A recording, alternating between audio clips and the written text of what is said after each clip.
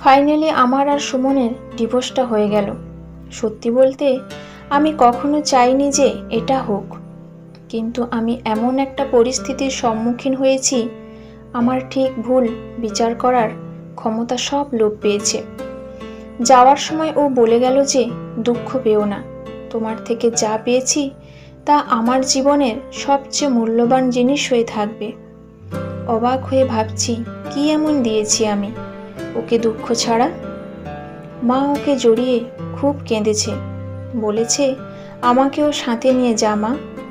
কিন্তু ও চলে গেল, আর তারপরেই কয়েকটা মাসের মধ্যে আমি বুঝে গেলাম জীবনের কত বড় ভুল করেছি আমি।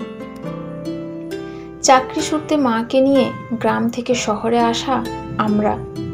প্রথম প্রথম খুব অসুবিধা হতো শহরের আদব কায়দা আধুনিকতার সাথে মানিয়ে নিতে। তারপর ধীরে ধীরে অভ্যস্ত হয়ে পড়লাম। মা আর আমার সংসার বেশ ভালোই চলছিল। ছোটবেলাতেই বাবা মারা গিয়েছিল। মা একাই অনেক কষ্ট করে আমাকে বড় করেছে। সারাদিন মা একা বাড়িতেই থাকে। ছুটি পেলে মাকে নিয়ে চলে যাই কোনো এক পাহাড়ের কোলে। মজা করে কাটাই কয়েকটা দিন। পাহাড় যেন আমাকে টানে সব সময়। মা এখন বলে বয়স হয়েছে, শরীর টানে না, আর আমার গিয়ে কাজ নেই। তাই অগত্যা কখনো একা আর কখনো বা বন্ধুদের সাথে চলে যাই পাহাড়ের ডাকে। আমি মন প্রাণ দিয়ে একজনকে ভালোবাসি, সে হলো আমার কলিগ তৃষা। আমাদের সম্পর্কটা কয়েক মাস এগিয়েছে। আমি বারবার তৃষাকে বলি বাড়িতে সব কিছু জানাতে। ও খুব বেশি গা করে না, বলে এই তো দিব্যি আছি, বিয়ে করে হবেটা কি। বছর ঘুরল, আমাদের সম্পর্কের একটা বছর কেটে গেল। তৃষার সাথে দিব্যি সময় কাটে। নামি রেস্টুরেন্টে খাওয়া কিংবা লং ড্রাইভে বেরিয়ে পড়া দুজনে মিলে। মা মাঝে মাঝেই বলে আর একা একা ভালো লাগে না আমার, এবার একটা বৌমা নিয়ে আয় বাড়িতে। আমি জানি তৃষাকে মা মেনে নেবে, আমার পছন্দকে মা কখনো না করবে না। কিন্তু যতদিন যেতে লাগলো তৃষা যেন বদলে যেতে থাকলো। নতুন বসের সাথে তার ওঠা বসা, এমনকি দেখতাম বসের গাড়িতেই ওর রোজকার যাতায়াত। আমি খুব রেগে গিয়ে জিজ্ঞেস করলাম, এসব কি হচ্ছে তৃষা? ক্রু হাসি হেসে ও বলল, পরিমল, আমার প্রমোশন দরকার। কিছুদিনের মধ্যেই ও আমাদের সম্পর্কটাকে অস্বীকার করলো। অফিসের সবাই আমাকে বলল, দুঃখ পেও না পরিমল, এরকম মেয়েরা টাকার জন্য সব করতে পারে। ওরা তো বোঝেনি ওই মেয়েটাকে আমি আমার সব ভালোবাসা উজাড় করে দিয়ে বসে আছি।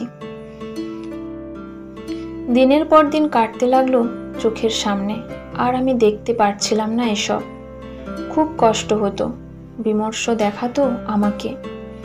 মা জিজ্ঞেস করতো কারণ, কিন্তু চুপ থাকতাম। কিছুদিন পর শুনলাম তৃষা নতুন বসকেই বিয়ে করবে ঠিক করেছে। বাড়ি ফিরে চুপচাপ বসেছিলাম, মনে হচ্ছিল জীবন থেকে সব খুশি হারিয়ে যাচ্ছে আমার। তখন মা আমার পাশে বসে সুমনার ছবিটা দেখিয়ে বলেছিল, দেখ তো বাবা পছন্দ হয় কিনা, তোর মামার বাড়ির কাছেই বাড়ি। অভাগী বাপ মা হারা, খুব ভালো মেয়ে। সেদিন ওই শ্যামলা মেয়ের ডাগর চোখটা দেখে মনে হয়েছিল কত মায়া। মা আর দেরি করেনি, দেখাশোনা শুরু করে। মায়ের জোর জবরদস্তিতে একদিন যাই সুমনার গ্রামে। ওখানেই ওকে প্রথম দেখি। ওর সাথে যখন কথা বললাম, ওকে আমার জীবনের সব অতীত খুলে বললাম। আমি সেদিন ওকে দেখে অবাক হয়েছিলাম। হাসি মুখে বলেছিল, অতীত ভুলে ভবিষ্যতের দিকে এগিয়ে যাওয়াই মানুষের ধর্ম। আপনাকে আমার খুব ভালো লেগেছে, আপনার এই সৎ আর সুন্দর মানসিকতার জন্য। কিছুদিনের মধ্যেই বিয়ে হয়ে যায় আমাদের। সুমনাকে মা খুব ভালোবাসে। সুমনা বাড়িতেই পড়াশোনা করে। মা ওকে বলে, তোকে প্রতিষ্ঠিত হতে হবে। তুই আমার ছেলের বউ বলে ওর উপর নির্ভর করে চলবি, আমি তা কখনোই চাই না। আমিও ওকে আঁকড়ে বাঁচি। ও আমার স্ত্রীর থেকে ভালো আমার বন্ধু। এইভাবে মাস তিনেক কাটল। সুমনা বিভিন্ন জায়গায় চাকরির ইন্টারভিউ দেওয়া শুরু করলো, কিন্তু আমি অফিস গিয়ে দেখতাম অন্য চিত্র। তৃষা আমার সাথে এখন নিজে থেকেই কথা বলতে আসে, প্রায় ফোন করে।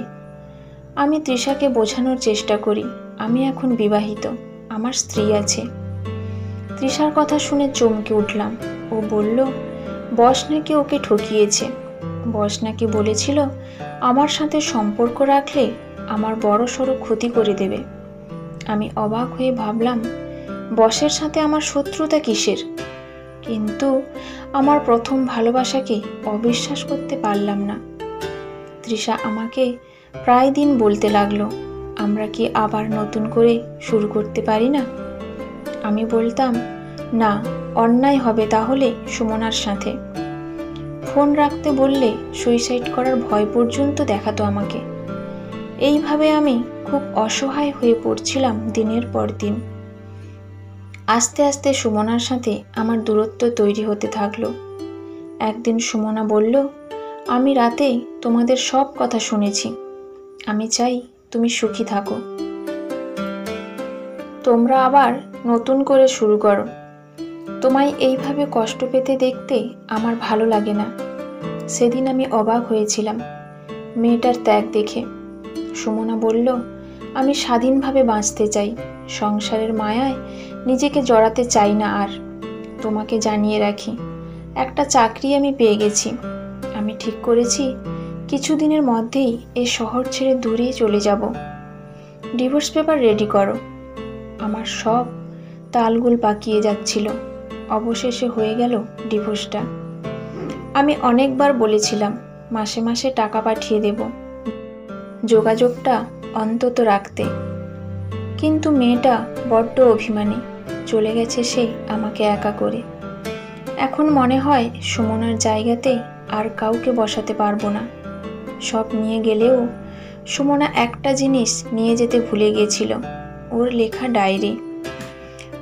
পড়তেই চোখে জল চলে এলো। কত স্বপ্ন ছিল মেয়েটার আমাকে নিয়ে।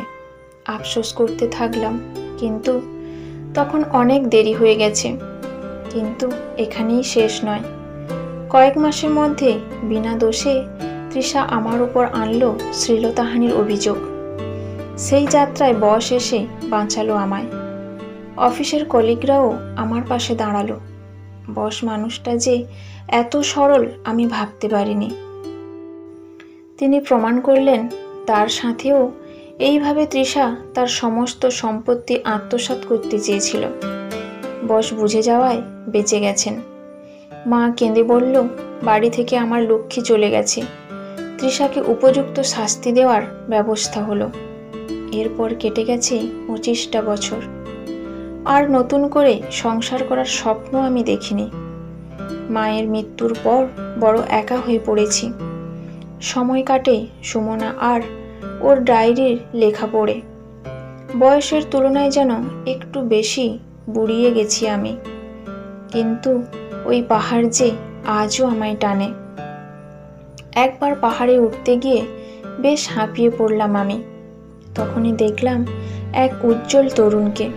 ছুটে এসে বলল, আঙ্কেল, আপনার কষ্ট হচ্ছে?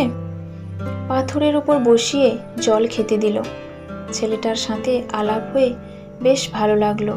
বলল, জানেন আঙ্কেল, এই পাহাড় আমাকে টানে, তাই ছুটি পেলেই মাকে নিয়ে চলে আসি।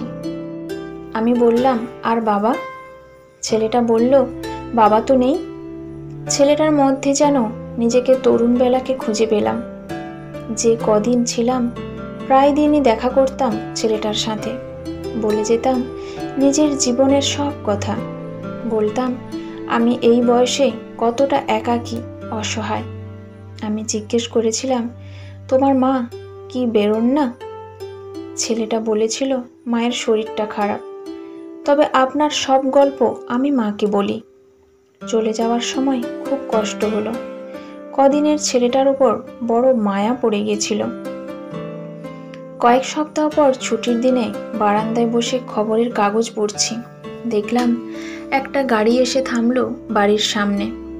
এগিয়ে গিয়ে যা দেখলাম বিশ্বাস করতে পারছিলাম না।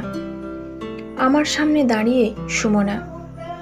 বয়স হয়েছে বটে, কিন্তু ওই কাজল কালো চোখ দুটো আগের মতোই মায়াবী। বলল, আমি ভেবেছিলাম তুমি তিশার সাথে দিব্যি সংসার করছো, কিন্তু পাহাড়ে গিয়ে আবিরের মুখে তোমার কথা শুনে খুব কষ্ট হলো। মনে হলো এখন আমাকে আর আমাদের ছেলেকে তোমার খুব দরকার। আমাদের ছেলে? অবাক হয়ে জিজ্ঞেস করলাম। সুমনা বলল, হ্যাঁ, আমি তো যাওয়ার সময় বলেই গিয়েছিলাম তোমার কাছ থেকে একটা খুব দামি জিনিস নিয়ে যাচ্ছি। দেখলাম পাহাড়ে দেখা সেই সুদর্শন তরুণ নেমে এলো আমার দিকে। এসে মুচকি হেসে বলল, তাহলে আঙ্কেল আপনিই আমার বাবা, তাই তো? জড়িয়ে ধরলাম ছেলেকে। আমাদের দুজনের চোখে জল। আমি কখনো ভাবিনি যে পাহাড়ের প্রতি আমার এত আকর্ষণ, সেই পাহাড়ই আমাকে শেষ বয়সে ফিরিয়ে দেবে আমার পরিবার। ছেলে বলে উঠল, বাবা, অনেক দূর থেকে গাড়ি চালিয়ে এসেছি, একটু বিশ্রাম দরকার। তোমরা এখন তোমাদের এতদিনের রাগ অভিমান মেটাও।